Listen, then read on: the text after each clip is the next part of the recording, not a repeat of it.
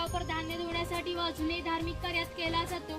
जेव्हा आपल्याकडे शुभ कार्य असते तेव्हा घरातील कुमारिका किंवा सौभाग्यवती स्त्रिया रोळीमध्ये दिवा ठेवून हातात घेऊन उभ्या असतात। जर हा दिवा शुभ कार्य पार पाडण्यापूर्वी विझला तर ते अशुभ मानले जाते। त्यामध्ये दगड मातीच्या वस्तू असतात। जातणीसारखे दिसतं त्याला गिरड म्हणतात। जातणीमध्ये धान्य दळून निघते, गिरड्यामध्ये भात घातले जाते, तेव्हा अख्खा तांदूळ बाहेर निघतो, कोंडा बाजूला होतो।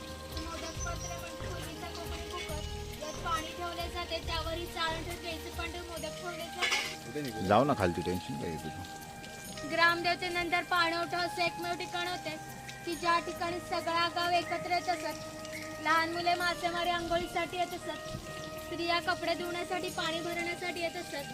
1.5 किलोमीटर अंतरावर मार्लेश्वर नावाचे देवस्थान आहे। एका पर्वतामध्ये एक मोठी गुहा आहे, त्या गुहेमध्ये शंकरांची पिंडी